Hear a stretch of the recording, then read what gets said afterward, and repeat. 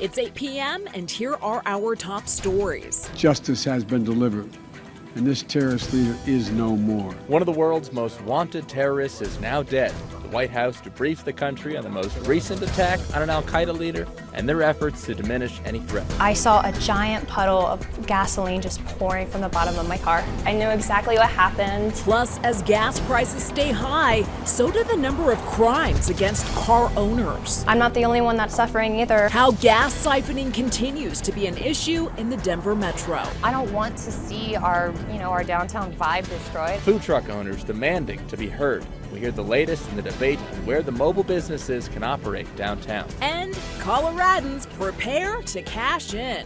As inflation continues to put everyone in a bind, now there's a boost to offset some costs. Good evening, and thank you for watching Denver 7 News on Local 3. I'm Jessica Porter. I'm Daniel New. We begin tonight with a major development in the war on terror. President Biden has announced that the U.S. has killed the leader of al-Qaeda. The president says Ayman al-Zawahiri was killed in a U.S. drone strike over the weekend in Kabul, the capital of Afghanistan. Al-Zawahiri has led the terrorist group since the U.S. killed founder Osama bin Laden in 2011. President Biden addressed the nation earlier this evening.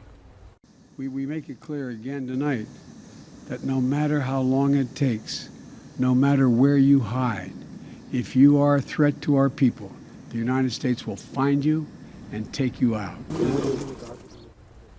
White House officials said that there were no civilian casualties in the strike.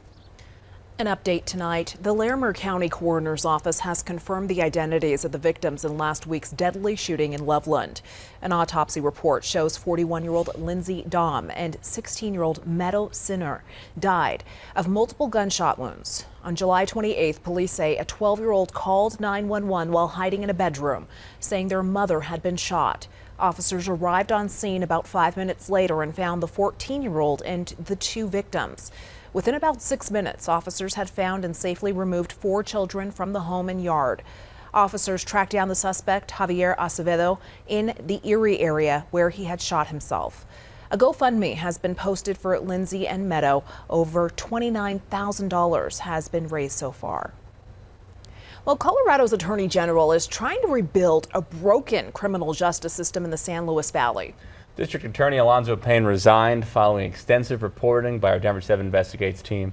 And here's Denver 7 investigative reporter Jennifer Kovaleski with the promise for change.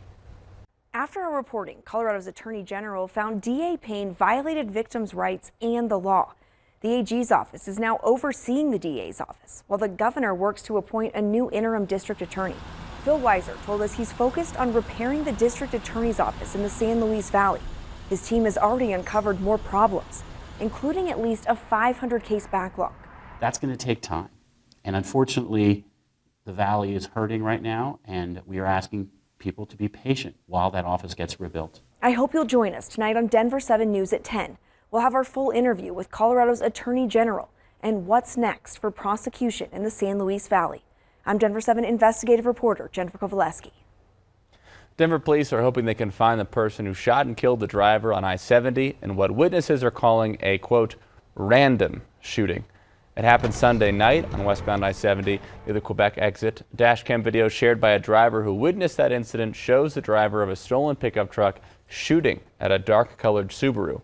Denver police say the victim would later die from those injuries, and they identified him Monday afternoon as 31-year-old Kevin Piaskowski. Witnesses say the suspect was tailgating multiple people, including the victim, prior to that shooting.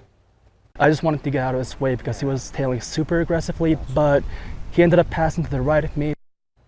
The driver of the pickup truck eventually lost control during the shooting and crashed into a semi, causing another car to crash.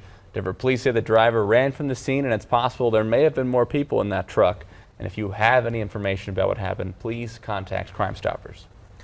Some sad news to share with you this evening. Denver police believe that a body found in a lake in the Berkeley neighborhood this morning is that of a missing 11-year-old girl with autism. The girl was reported missing around 5:30 this morning. Her body was found about 2 hours after that. Police say it does not appear that any foul play was involved. This past weekend in Denver was the first where several food trucks were not allowed to park in their normal spots in downtown Denver. However, the food truck operators are fighting to get that territory back. Today, a handful drove their food trucks to the city and county building before speaking their minds at city council. Those of the Denver Police Department said that decision was made for public safety and claimed that it was made prior to the shooting at 20th and Larimer a few weeks ago. Now, they believe moving them to new locations will help clear out crowds downtown when people are leaving the bars on weekends. In addition, the Department of Transportation and Infrastructure says that they are working with vendors to find new spots north of 22nd Street and south of 18th Street along Market and Blake. However, those at council tonight said that they are losing business in this process. They have a really hard problem, but I think we've misidentified the problem. Feels horrible, and as a business owner, you know, new business, woman in business, it's just hard. It's already hard, and now we're making it even harder. In a statement, those with the police department say that this could become a permanent change as they work to alleviate crowding and safety concerns downtown. Of course, the vendors that we talked with hope that this will not be the case. While gas prices are now on the downward trend here in Colorado for most of the summer, people have watched fuel costs skyrocket. And just this month, we're finally seeing some nationwide relief, but if you live in the Denver metro, you still have to travel at least 35 miles out to find some of the cheapest gas prices in the state, and that's according to Gas Buddy. As Denver 7's CB Cotton reports, the inconsistencies have led to consistent fuel thefts. It was stomach churning. A scary start to a Saturday. So I started getting really paranoid. And this woman named Maggie says it all began after she got behind the wheel. Absolutely. This young woman had no idea something was wrong with her car until she made it here, University Boulevard. Then all of a sudden, her fuel gauge dropped to empty. I kept on smelling gas coming out of like my vents, and that's when we saw the mileage go down. I thought we were gonna stop. I didn't even know we were gonna make it to the gas station. But she was able to pull her car over safely off the roadway, and what she discovered was something sinister. I saw a giant puddle of gasoline just pouring from the bottom of my car. She says someone drilled a hole into her car's fuel tank. She suspects it happened early Saturday morning between 3 and 4 a.m. while her car was parked underneath this carport at her Inglewood apartment complex. Whoever did this, they are definitely rookies. It took about 3 or 4 swipes before they could actually puncture and penetrate my gas tank. Inglewood police say Maggie isn't the only one who has experienced this. Officers telling Denver 7 they've had more gas thefts this year, with thieves using a similar methodology, drilling, which makes repairs more expensive. For about $20 worth of gas, they caused me about $1,000 in damage. And not to mention the money Maggie has spent purchasing cameras in hopes to prevent this from happening again. Protect yourselves. Purchase that security camera that you may have been considering. Purchase those motion censored floodlights. Anything to deter criminals away. People are desperate, and now they are turning to crime. In Inglewood, I'm CB Cotton, Denver 7. So frustrating. Well, coming up on Denver 7 News at 10, we'll take a closer look at similar gas thefts that have occurred across the metro. Well, no matter your income level, inflation naturally is impacting everybody. Let's take a look at the data to see how many Americans are being impacted. A new report from Lending Club finds as of June, 61% of Americans lived paycheck to paycheck. That amounts to 157 million adults. That's up from 58% in May and 55% a year ago. However, there is at least some help coming for your budget. Denver 7's Megan Lopez starts her in-depth coverage with a look at refund checks that are hitting the mail.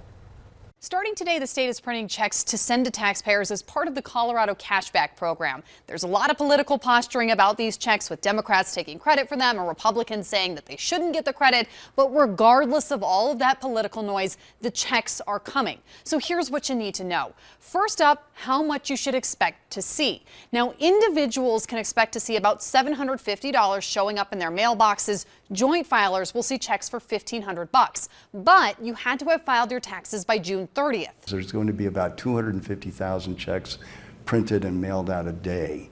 And so that's a lot of checks, but when you think about the number of checks that are going to go out, It's going to take us several weeks in order to get all those checks out. So where's that money coming from? The Taxpayer Bill of Rights, otherwise known as TABOR. Basically, when the state collects more money than its cap, it has to return that money to taxpayers.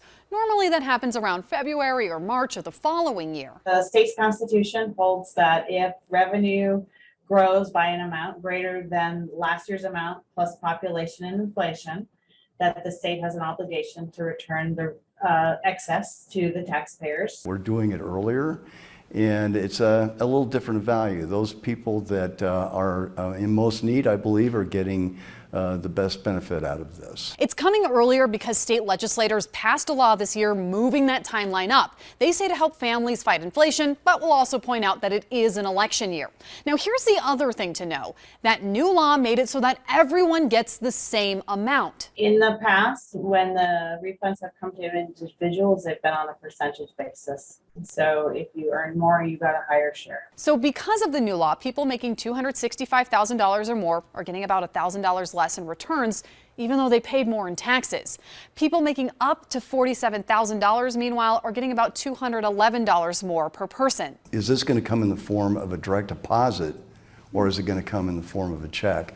And for security purposes, we are mailing just checks, no direct deposit. TABOR refunds will also be given back in two other ways this year: a property tax exemption for seniors and veterans, and a temporary income tax reduction. So start checking your mailboxes over the next few weeks to see those checks coming in. Megan Lopez, Denver 7. Thank you, Megan. And meanwhile, inflation is also having an impact on food banks. They say that they are struggling to serve families because of an increase in demand and rising costs. So right now, the Food Bank of the Rockies says it is spending about 60% more than normal on fuel and food.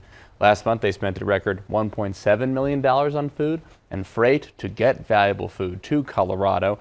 And now they say 1 in 8 Coloradans is experiencing hunger right now. For the first time ever, we're seeing person after person who has never in their life needed food assistance before now.